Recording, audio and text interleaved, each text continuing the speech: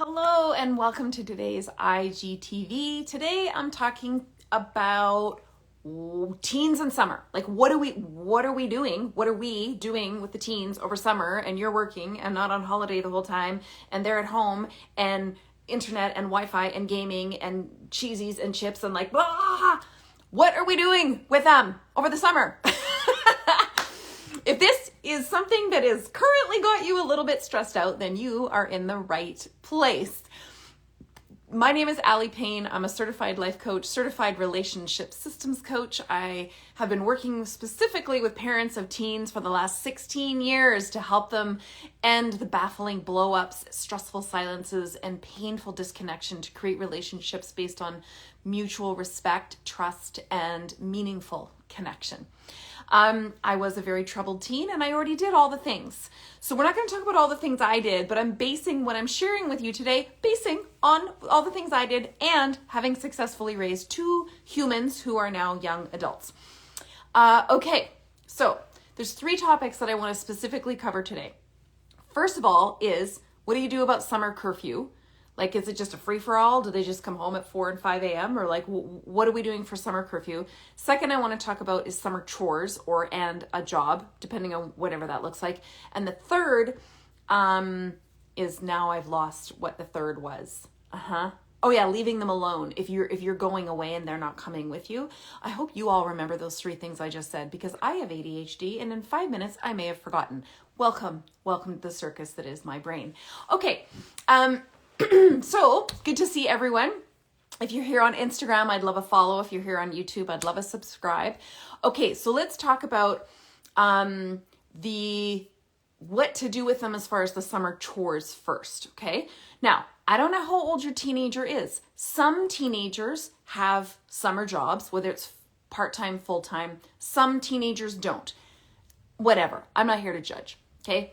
We wanted our kids to look at summer jobs at around 15. They did not. Little surprise. Yeah. No, they didn't. We did. They didn't. Okay, tell me I'm not alone in that. Because in my generation, it was more normal, I think, to have a summer job by the time you were 15, 16. To start earning your own money, and have a little bit more independence and freedom relative to finances. Now, our boys, I have two boys, they're 2 years apart, chose not to have summer jobs. And this was not working really well in our house because they were not going to sit around all day long and now they had like daily or weekly chores in the house, like emptying the dishwasher, doing their own laundry by that time, helping with dishes. They were also responsible for cooking dinner one night a week. So there was that. But if you're not going to contribute, what we said to them is basically, if you're not going to either go get a summer job to earn your own money, then you're going to contribute to the house in larger ways, like larger tasks. So they chose not to get summer jobs. Now my oldest has autism spectrum ADHD. So, okay, school was extremely stressful for him. It was HE double hockey sticks. It was extremely stressful. So summer for him was like his only down time, like 2 months out of the year. So I get that, but my youngest, more than capable. Anyway, so we did things like this. Number one, and they had to do some of these chores together. Why? Now they are they're very close, but we had them do some of these chores together because it improved communication, collaboration. They had to strategize together. They had to prioritize their time together. So it was kind of team building in a small way as well. So some of the larger chores they needed to do was number one, they needed to clean our vehicles, inside and out. So that means vacuum. I don't mean like polishing, waxing on the outside. That's not what I mean. I just mean like take a pressure washer to it and give it a basic go. Scrub, maybe take the brush and scrub the grill to get some of the bugs off. That was it. It was mostly the inside that was more important. We would break the car up into front seat, back seat. We would do driver's side, passenger side. So they would do those together. We had them restain the deck one summer, is they had to And I mean, yeah, you got to give them some mentorship, right? Like we went out and said, okay, so this is the deck, this is the stain, this is the paintbrushes, or this is a roller. So you have to really be clear. Like you want to set them up to succeed on these extra chores, right? They refinished the top of our kitchen table one year. It's solid wood and we've had it since they were kids. It had black marker on it. It had dents in it. It's a beautiful table and they're both very good at woodwork. So we gave them the belt sander and showed them what needed to be done, and then the fine sanding, and then, the coats of stain that had to go on before the varnish. And they did that together as well. They also had to mow the lawn and they had to edge. So, these are extra things that if your teenagers, instead of just like sitting around all summer, what are the things they need to do? Now, here's what we did to spur them into action and prioritize their time, is that the Wi-Fi got turned off. The Wi-Fi would get turned off during certain hours of the day in the summer, okay? So there was just no Wi-Fi time.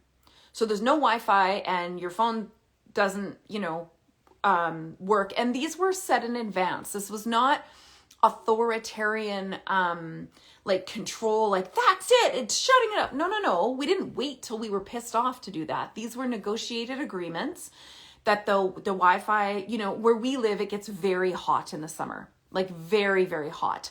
So doing some of these chores mid-afternoon is just like, it's ridiculous.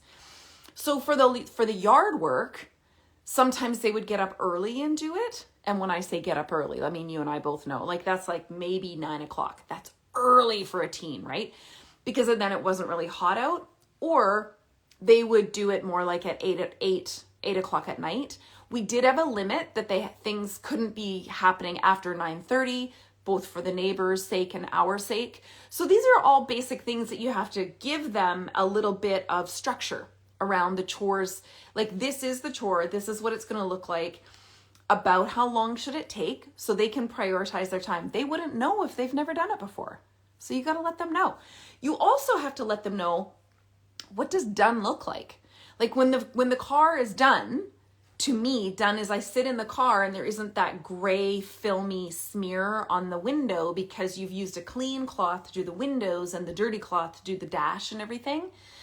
We showed them the attachments on the vacuum. Like if there's still all that dust sitting in the vents, that's not clean to me. Here's how you do it. So there's a lot of mentorship in showing them. And then you're not going back to be like judge and jury and be like, well, I see 2 spots of dust over here. No. You can be like, hey, great job. Next time maybe just wipe this a little bit or use this cloth, or how did that go for you? Ask them first. What was that like for you? And they're like, well, it sucks. And I'm like, yeah, it probably did. There's probably a million other things you'd rather do than clean the car or refinish the kitchen table or sand the deck or be mowing whatever the lawn. Welcome to being old enough to contribute to the household. Okay. So that's the whole summer chore thing. If they're not going to get a job, is that you negotiate, like, when is the Wi-Fi going off in the house each day? When is it going to be on each day? And then you stick to it. It's like you can automate some of these things on your internet service provider on the app that they have. So you let them know that they're not like on it all day, all the time, or all night. You let them know these are the rules. And with the summer chores, you have to, again, give them the clear instructions of how to do the chore or the task so that you set them up for success. Number 2, you have to let them know, what is your idea of done? Like when the deck is restained, what's it going to look like? Not big stripes where you can see, it's stain, right? If you've ever stained wood, if you put 2 coats in one place and only 1 coat in one place, you can tell. Right? So you got to let them know the stain has to go on this way. You only, are they staining and leaving it? Or are they staining and wiping? Like you got to let them know, right? And that, how long does it take to dry before you can do the next coat? And then all of the things, right? So it takes a bit of mentorship. It takes some time on your part, but remember, after they're finished, you're not going in to critique the whole darn thing. Because I can tell you what, you will break trust and connection. You're asking for it to be done. Here's the premise under which their dad and I did this. It is this: we win as a team and we lose as a team. We are a team. We all do different things based on our capacity, our capability. Those are two different things. Capacity, capability. But it doesn't mean we only all do the fun things. My kids were shocked when I told them that I hate grocery shopping. I'm like, no, I literally hate grocery shopping, but I do it because I feel better about myself when I have healthy food or food that I know works for my body in the cupboard and in the fridge. I also do it because I want you two to have the food that you also enjoy in the fridge. I don't like grocery shopping, but it is a role that I do, a task that I do to contribute to our team. You are becoming an adult. Now remember, teenagers hate when you treat them like a child, right? They want childlike responsibilities with adult level freedom, which doesn't make them entitled. Okay, that is part of the function of their brain development. But when you say to your teen, like, you don't want to be treated like a child. I'm not going to treat you like a child. You're becoming an adult. Don't even call them a teen. Tell them you're becoming an adult. So you're moving toward adult level tasks and capacity and building the capability, learning the new skills. So we win as a team and we lose as a team. When any one of us doesn't fulfill our role or our contribution to the team, the whole team falls apart. So if one of us doesn't mow the lawn enough weeks in a row, we get more mosquitoes. It can actually get harder. More weeds grow, then it makes the next time harder. It takes a lot longer to mow the next time because now there's so much grass has grown. Then we don't have room in our compost bin, blah, blah, blah. And if I don't, do the grocery shopping, then it makes it it's just less convenient for everybody, right? So that's the premise under which we did summer chores, okay? So that's part number one, is you've got to negotiate. What are they doing? Let them, you said it needs to be done by this. It needs to be done by July 30th, okay? And then you let them know again, you've shown them exactly how to do it, the task, the tools, what does done look like so that they understand what they're aiming for, okay? Because it might be a task they've never done before. And then it's up to you. The Wi-Fi will be on during these times, off during these times. There you go. Okay? Now, let me just say, do you pay them for these chores or not? That's a whole other topic. You might decide that above and beyond their regular, helping with dishes, dinner, recycling, garbage, laundry, maybe you pay them for these extra tasks. I don't know. That's totally up to you. We did not, because our kids, we were teaching them about financial literacy. And so they were already getting a small amount for their regular tasks, but not because they were being paid to do them. It was kind of separate. So they did not earn extra money from us for doing these larger tasks. That was part of contributing to the household they live in so that we win as a team.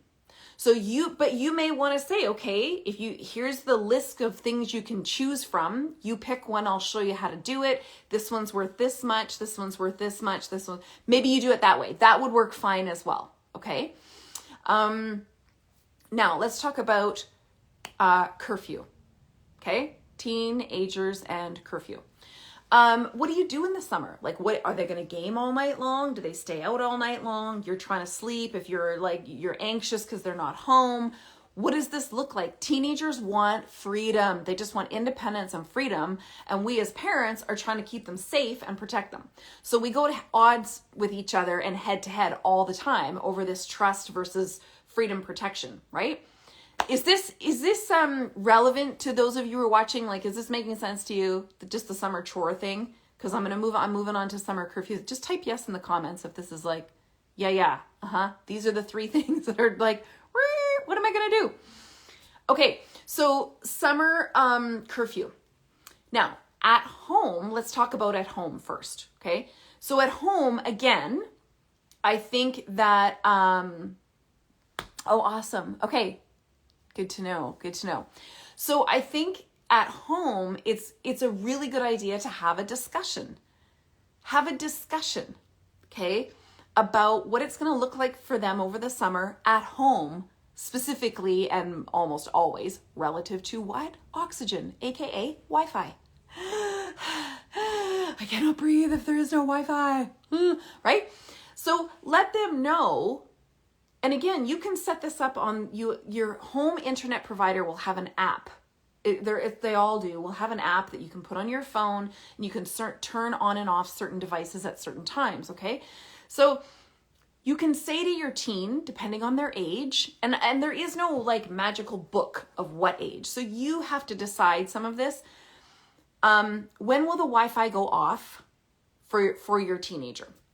Now, you might say, look, 4 days a week, it's going to go off at like 11 and then, or 11:30 or whatever, and you're on your own. Like the other 3 nights, it'll go off later. I don't know, 2 a.m. I don't know, pick a number. I'm not, there is no like yellow pages of looking. Okay. You have to decide what feels right for you.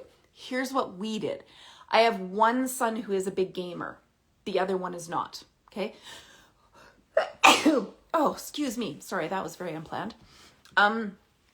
So what we did with our youngest who is a gamer is we said this, look, we want you to have, it's summer. We want you to have this connection with your friends, because he would get on with his friends and they would do these team games, right? Which, by the way, are actually proven to be very good for improving communication, understanding collaboration, strategizing, and improving eye-hand coordination response time, depending on the game. We didn't let our kids play any first-person shooter games at the time, whatever. That was just our value and our rule. So we said a couple nights a week.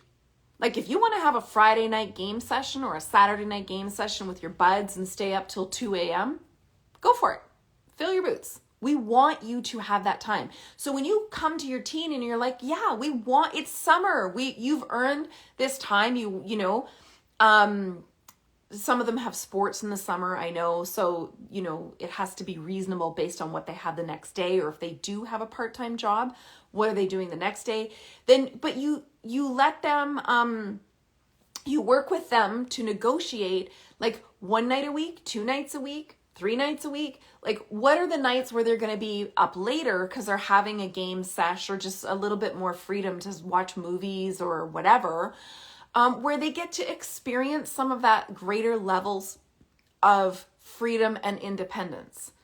Because here's the thing, parents, if you want your teen to take on greater levels of responsibility and contribution, and you're not willing to couple that with greater levels of freedom and independence, your child's going to feel oppressed.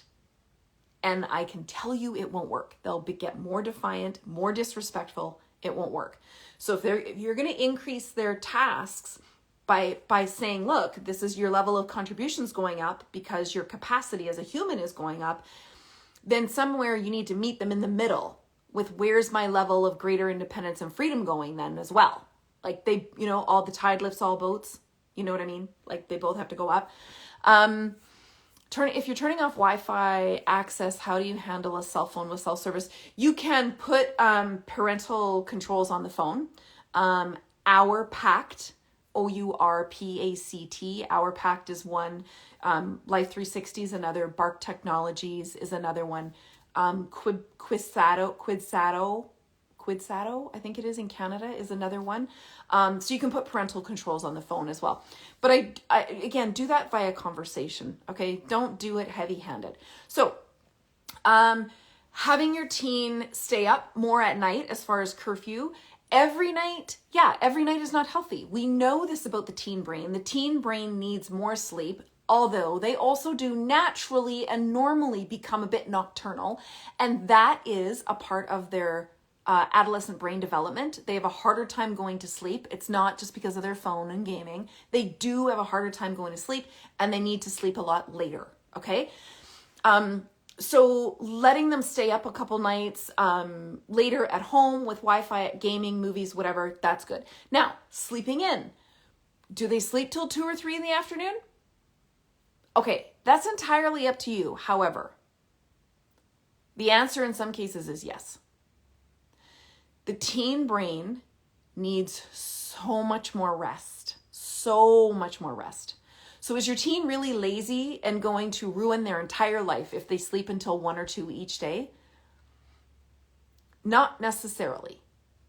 Not necessarily. That can be when a lot of teens get their deepest sleep.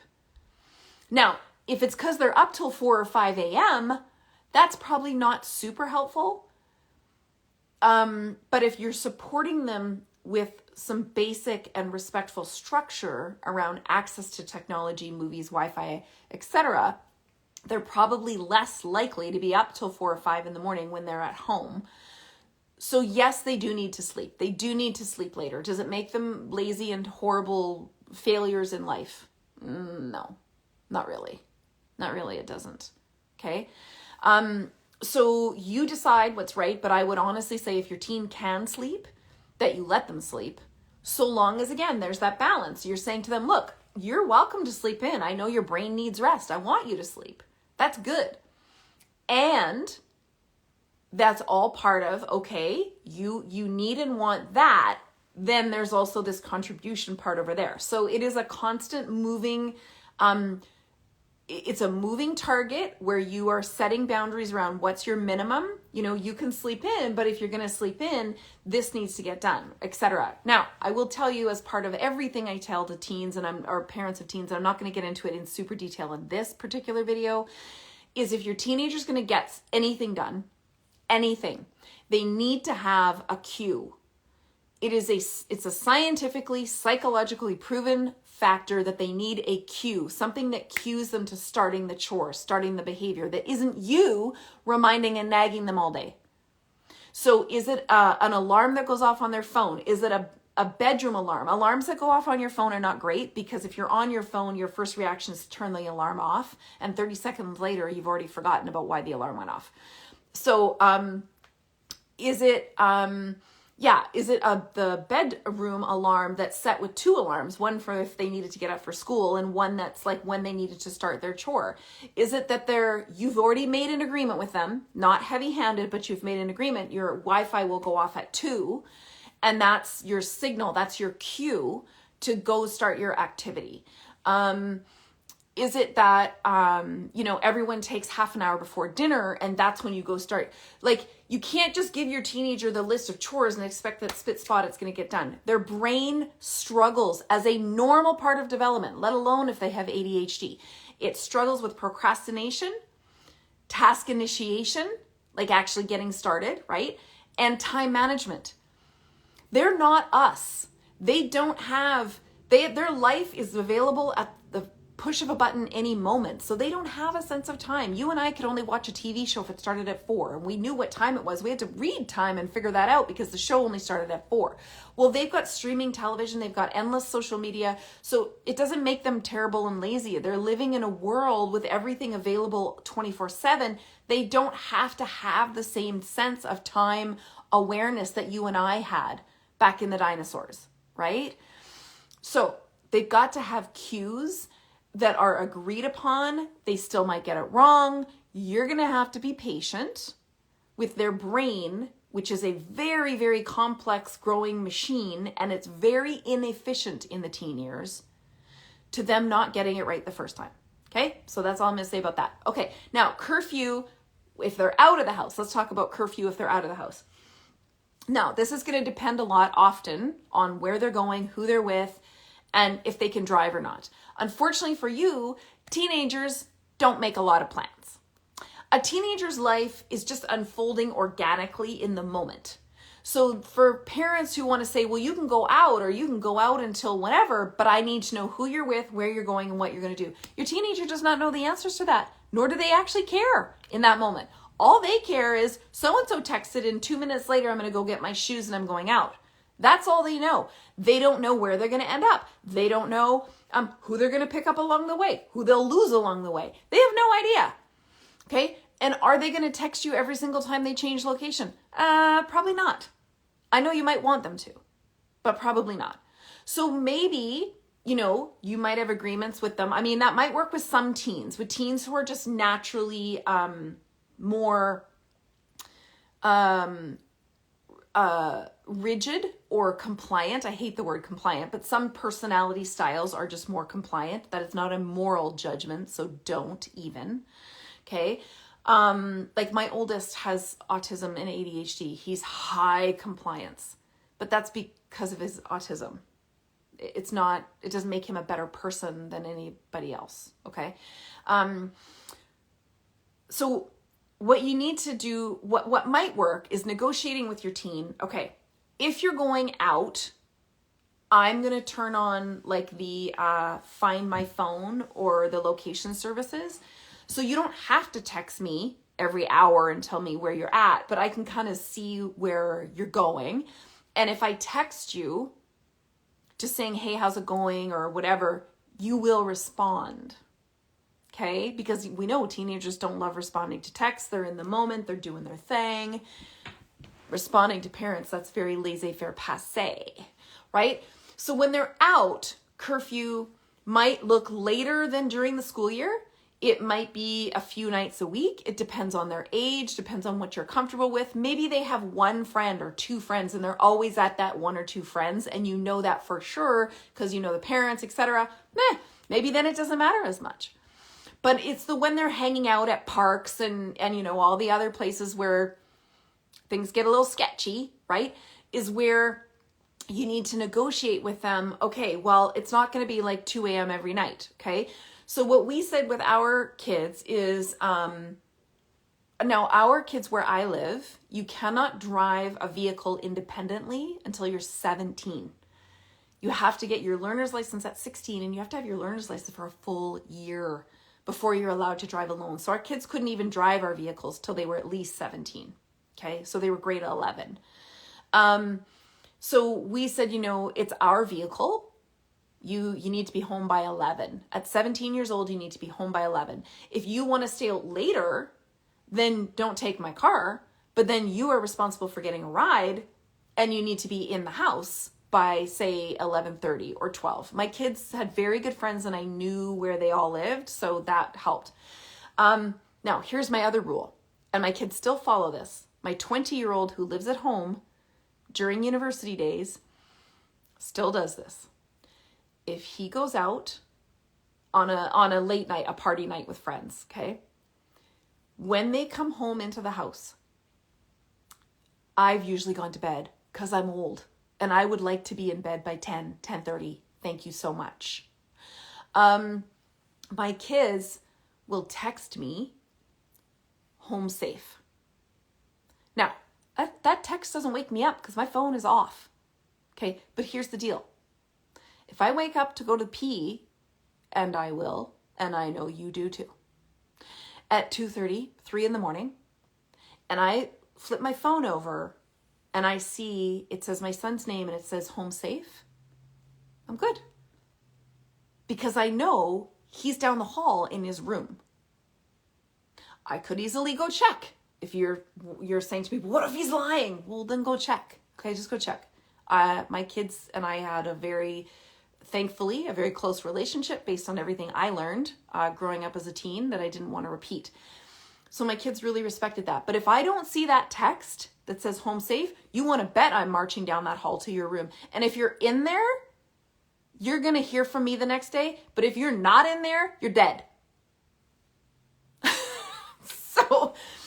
So that was a way where my teens could go out and enjoy a bit of greater freedom in the summer, okay? Or even on weekends like during the school year. But I didn't need to stay up and worry the whole freaking time. Now, for the most part, my kids would tell me where they were going and they were staying at that house. They were hanging out, watching movies. It was a friend who had a pool or, the 1,000,000-inch TV. And so they'd go there and watch movies or play in the pool or whatever.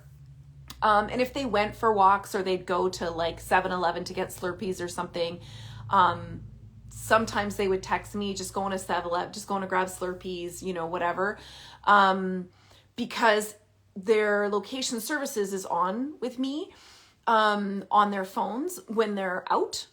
And so not that I track them down. Like I rarely ever did it.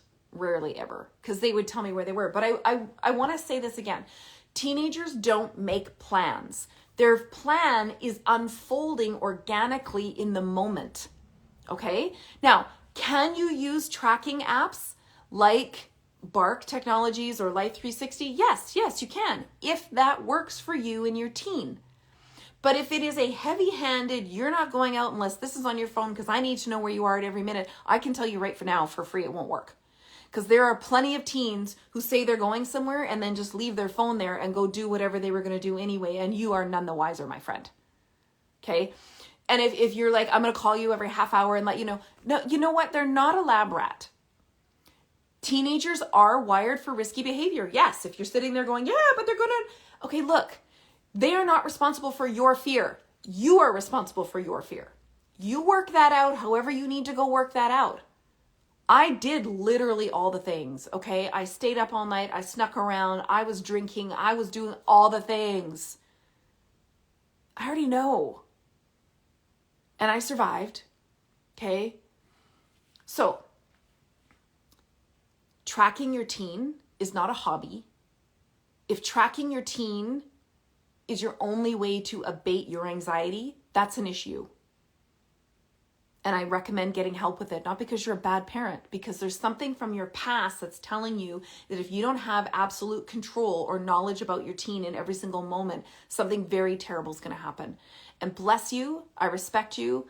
I also have struggle with anxiety and ADHD, so I know it can be very debilitating, but it's not your teenager's problem. Because if you are projecting all that anxiety on your teen and that need for absolute control, your teenager perceives that as I'm bad, I am a failure, you don't trust me, but I didn't do anything wrong. Or I haven't done really anything outside of a teenager. Yes, again, teenagers are wired for novelty, okay? Novelty, newness, which is why they do dumb things. But teenagers also need room to do some dumb things because that's also how they learn. That is actually how the brain learns. I'm not kidding you. Like, you know, when they were learning to walk and they slammed into the coffee table 16 times? That's how their brain was learning. That's no different for a teenager. You can't bubble wrap them and keep them inside all day and think that their executive function is going to develop, because it won't. Their executive function develops by trying things out, by risking, by doing dumb stuff. Not because you told them not to and you tried to fill their executive function with all of your wise sage learning so they just wouldn't go do it. Nope. Sorry. Not going to work. Okay? So, curfew during the summer is something that you work out with your teen. It can be certain nights of the week. It can be a certain number of nights of the week.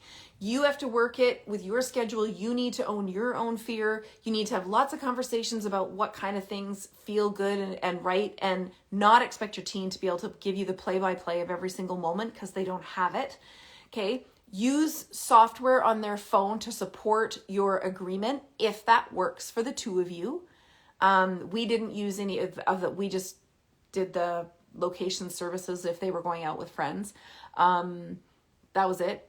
And as we did, when they would get home after a night out that was later and they got a ride, or they were driving my car when they were older, they had to text me home safe. So if I woke up in the middle of the night, I could see, yep, home safe, good, I'm done. Okay? That is something they still follow, because then I'm good with it. So that's the whole curfew in summer thing. Okay, inside the house, outside the house. Are they driving your car? Are they not driving your car? What does it look like if they're driving your car? How many people are allowed in the car? No drinking, no weed, obviously, because those are illegal. And what would be the consequence if that happens? Like, discussing it in advance. Not because you're trying to threaten them, but because you're trying to maintain open communication and set them up for success. Now, last point out of 3, what do you do with your teen in the summer? What if you're going away and your teenager doesn't want to go with you or isn't going with you? What do? I just got this comment in my free Facebook community. Like, my teenager's 18. Now, age and maturity don't necessarily correlate. You could have a very mature 16-year-old. You could have a very immature 18-year-old. I don't know, but you do. So what if you're going away and your teen doesn't want to go? Well, first of all, I would not force them to go, because then you're going to be even more pissed off, because you're going to be spending a shite ton of money, I'm sure, on a very hard-earned vacation that you want to enjoy, and your teenager is going to frump around and hate the entire experience. So as much as I know you want to make the most of your 18 summers with your kid, you need to let that go. Because beyond 15 and 16, did you know that teenagers have already spent 92% of their living waking hours with you by the age of 12? 92. By the time they hit 18, or sorry, it's 73. 73% of their living waking hours with you by the time they're 12. And by the time they're 18, it's 92%. They are designed to differentiate from you. They are designed to want to spend less time with you. That is a function of their maturation and survival process, that they begin to build their own social network and hierarchy and figure out how the world working without you. That's normal and natural. So please don't take that personally. Do not force your child to go on a family vacation that they're going to hate anyway. And if you want to know how to manage that, I have a whole thing on how to manage summer vacations with your teen. Okay, so let's talk about leaving your teenager at home. What if you're going away and they don't want to come with you, or they can't, let's say they're working or whatever, and they're not coming with you? Now what do you do? So here, what my personal experience was, my family went away. I was 18. I was in grade 12. And my parents refused to let me stay in our house alone. I was ripped off. Ripping mad. Okay?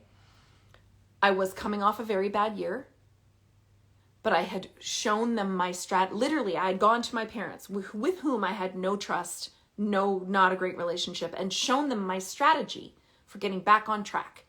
In grade 12, I was attending every single day. I was getting straight A's. I was an award-winning athlete. And that, to not being allowed to stay in my own house when they were away, was a slap in the face to me. Because I felt like, well, then screw you. I'm doing all these things on my end, but I'm getting zero credit from you. So yeah, I don't like you as much as I didn't like you, and I don't respect you as much as I didn't respect you before. So meh. So if it's possible. Now at 16, that's a little young. I get that. Okay. If you can have a family member come stay with them, that would be great. Now, since the pandemic, a lot more people work from home. So that might be possible to have someone come and stay with your teen, not to babysit them, but just to make sure they're okay. Just the basics, right? Maybe you leave like certain meals, for them, or a plan for food, or order groceries that day, do all that. And the person who's helping, it can help come and help them manage that. Okay. Now, this particular request I got was for an 18-year-old teenager, and it was going to be 3 weeks. I would do what you can to help your teenager stay in their house to build independence. How do you think kids learn? By being allowed to learn. Yes? If you can get a family member to come stay with them just to make sure the basics are covered, that would be A1, but it's not always possible, okay? I would let the neighbors know. Even if they're not your besties, let the neighbors know. Look, we're going away from this date to this date. Our 18-year-old is going to be staying in the house. Okay? Here's our phone number. Here's our contact information. If you have any concerns or please contact us immediately.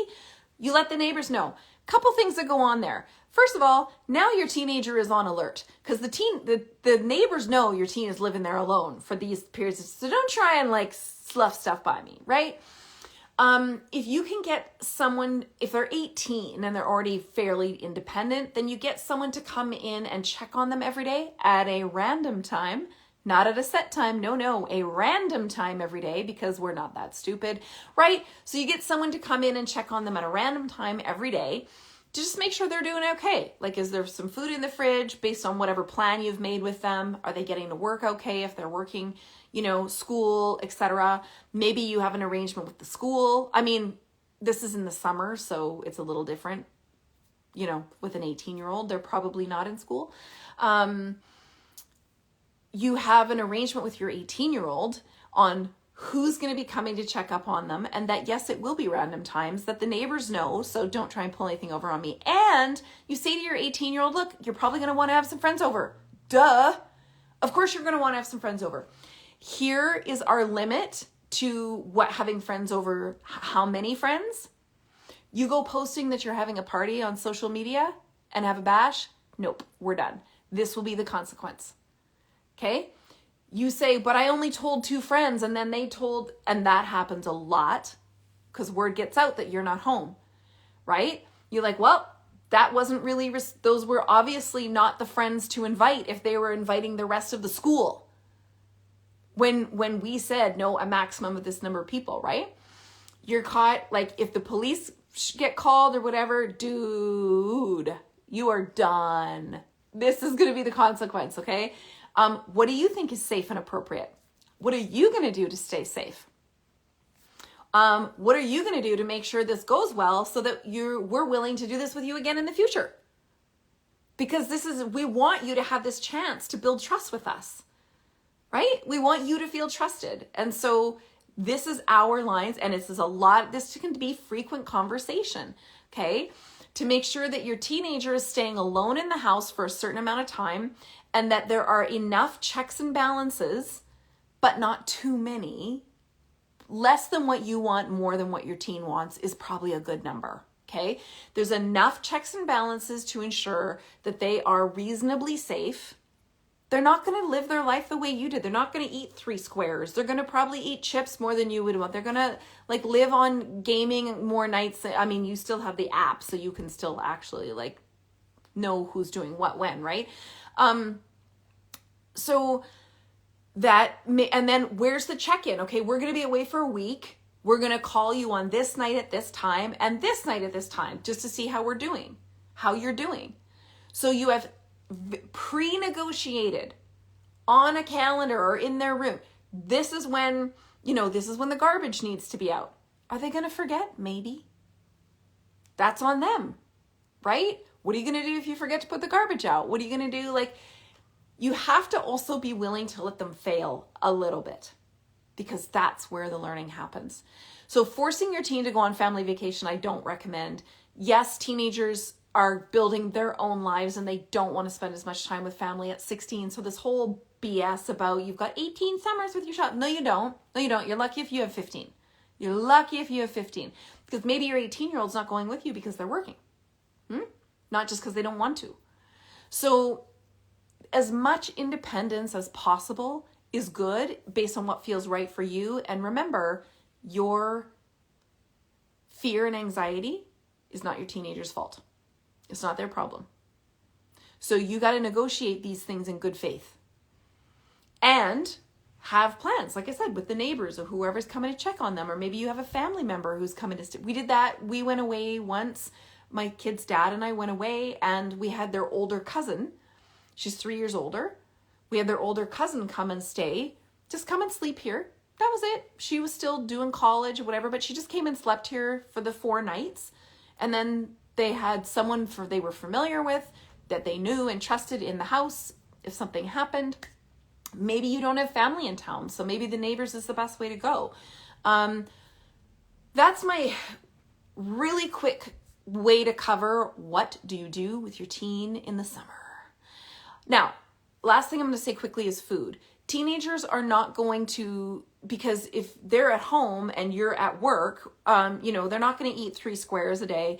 The best you can do is have them, when you bring groceries home or whatever, one night, they have to help you make a couple snacks or chop some veggies, or so that you have look, here's the snacks. There'll always be food available in the fridge or in the cupboard, so that you make it as available as possible, but you don't do all the work. No. They are starting to take some of the responsibility for that.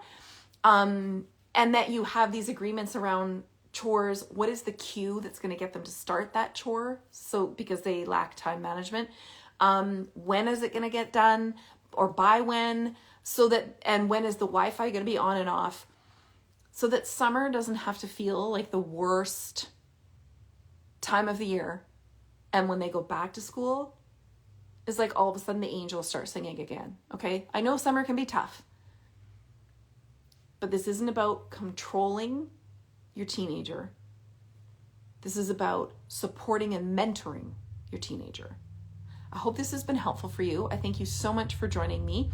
Again, if you're on Insta, I'd love a follow. If you're on YouTube, I'd love a subscribe. And if you'd like more information about how to build this kind of mutual respect, meaningful conversations with your teenager, so that you can navigate the really tough teen years with just a little bit less fallout, there's going to be a link below this once I get it posted to my free masterclass that covers my proven 3-step framework for doing exactly that. I highly recommend you check it out. Thanks, everybody. I'll see you next week. Bye.